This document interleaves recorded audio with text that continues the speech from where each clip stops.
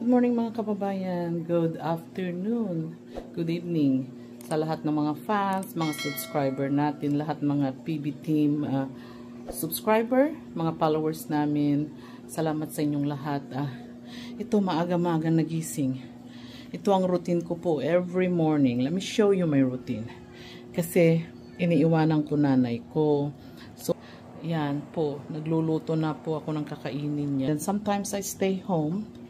And then yung may mga pusa kasi kami, kaya I usually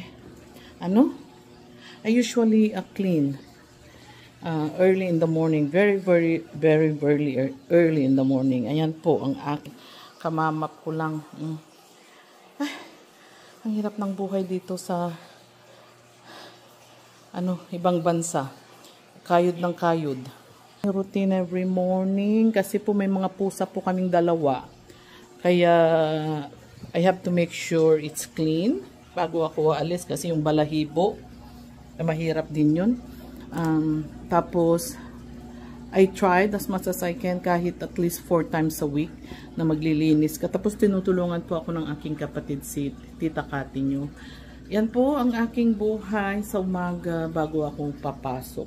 I usually wake up very early, mga 4:30, 5 o'clock in the morning. Start preparing for the day. I go to bed very late din. Ang mga last night, mga 11 na kasi ang dami kong gagawin.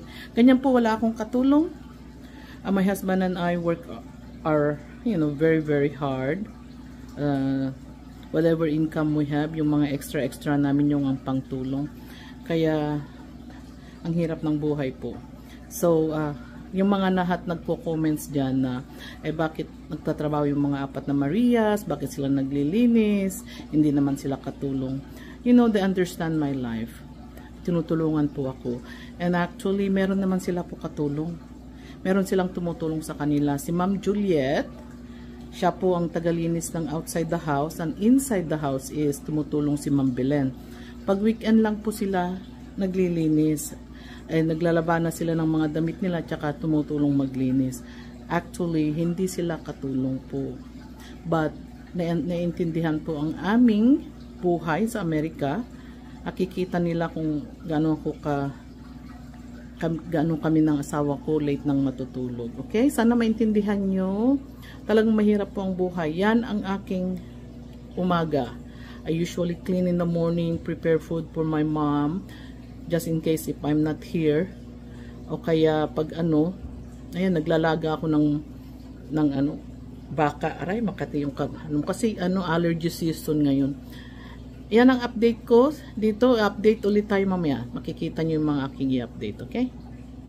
Okay, first of all, congratulations, Gerald. Anak po ni Unyok yan.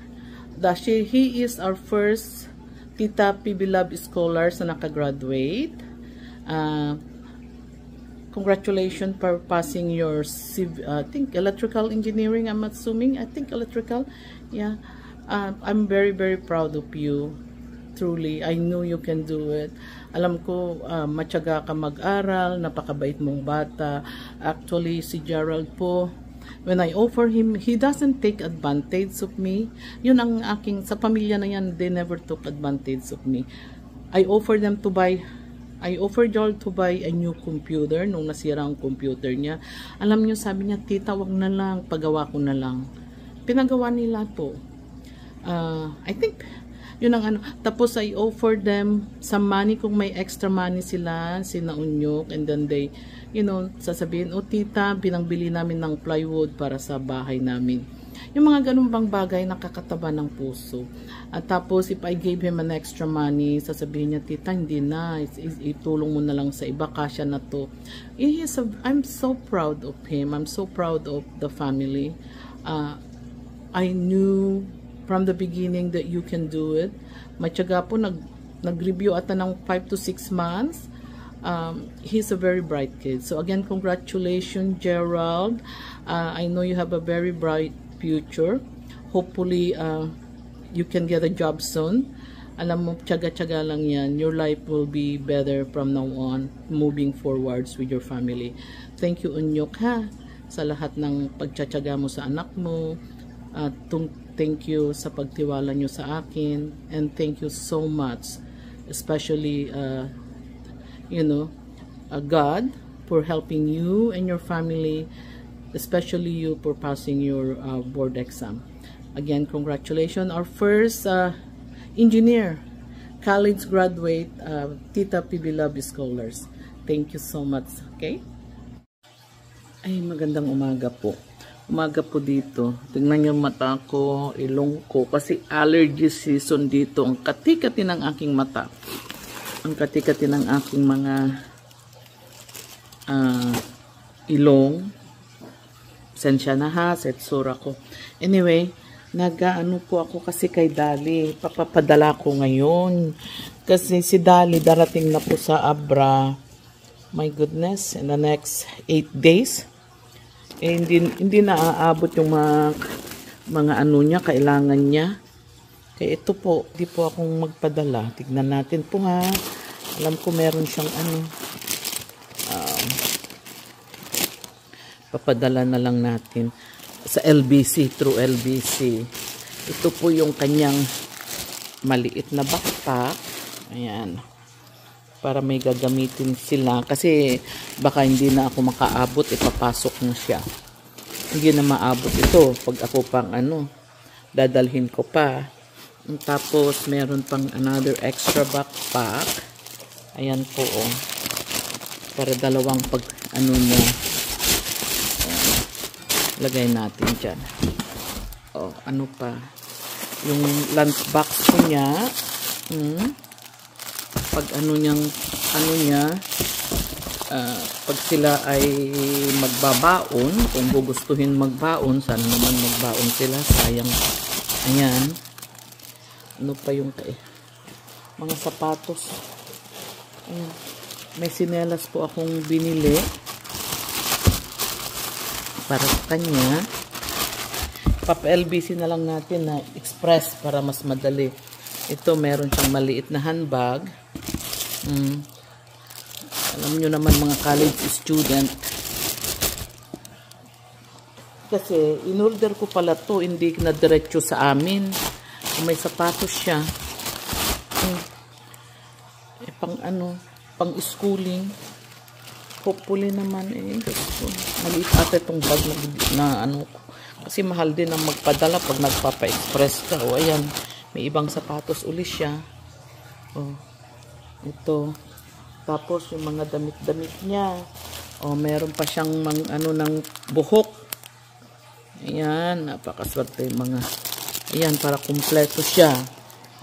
Baka sabihin nyo, ayan, may underwear. Ayan.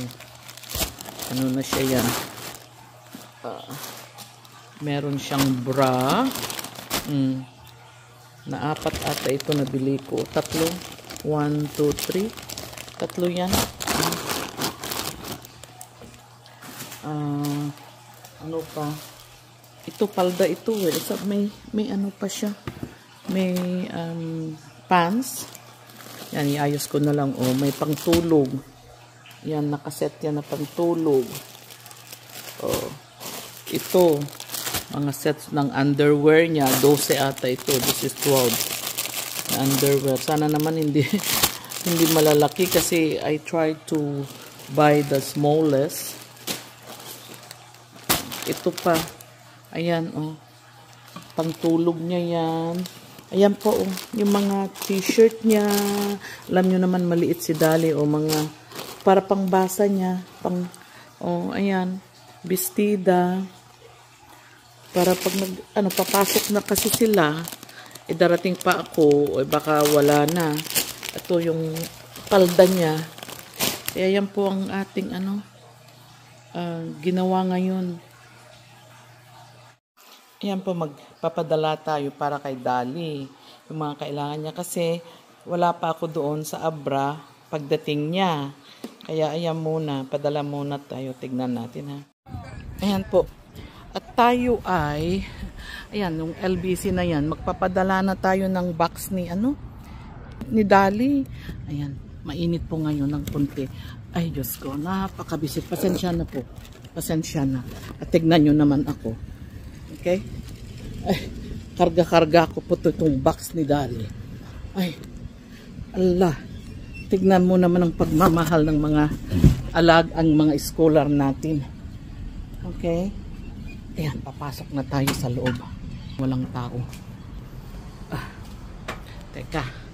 At tayo ay papasok na. Ay. Sige. Aray. Sige. Ayan. Good morning. Can I send, please? Ayan po. I know I don't have to close, di ba? Yeah, you have to itemize. Mga itemize yan, i-itemize ko. Yes. Yan po para kay Dali. Sige, salamat. Ayan na po. Tapos na po yung pagpadala ko. Ayan, nauwi ko lang. Tapos ayan, merienda ni Mamang. Ano yan? Sapin-sapin daw, tsaka espasol. Ano, Mother? Kumusta? Kanti. Kumusta, Mother? Anya bit-bit mo. Tingnan nyo si Mamang. Update ni Mamang. Oh. Hello, everyone. Ko naman. Ha? Hello, everyone. Ko naman. Hello, everyone. How are you? Si Mamang. Maano na. Lagang ko Friday ngayon kaya. Long time ko naman. Long time ko naman. Na? Long time. Long time. Ay, medyo na po Long time to everyone. Ang tagal-tagal na si Mamang. Ayan na si Mamang. Ano ba? Bakit binibit? Apay ya? Bit-bitam dayta. Tinak nga ron. Nakuha din. Tayan niya. Nulad ko. Ay, magluluto daw. Bakit magluluto daw si Mamang? Ano ba lulutuin si Mamang? Anya lutlutuam? Kanang ng malunggay. Malunggay. Nagluto siya piman. Tignan mo naman. Kasi tanghali na po. Sumaglit ako. Ayan, kasi si Mamang, tignan nyo po, parang yagit. Ayaw niyang Masarap rin ito. Ay, wala pa naging kamutit ng... tignan nyo si Mamang. Yan ang ginawa niya sa bit-bit niya. Anyway, sa inyong lahat ha, sa pagtangkilik. I know I don't do the vlogging all the time. Paminsan-minsan lang, update ko kayo. Thank you so much. Lahat ng followers, lahat ng PB team, mahal ko kayo lahat. I'll see you soon. Hopefully, we can get together. Lahat po na tumutulong sa amin, sa mga Marias namin. Thank you, Ma'am Elizabeth. Shout out. Si Judy Baltasar, shout out sa inyo. Marami. So, Sonia Lopez ata, I think, I believe. Marami po. Okay? Si Unyok, again, congratulations to your family and Gerald. I love you all. Thank you so much. Bye-bye.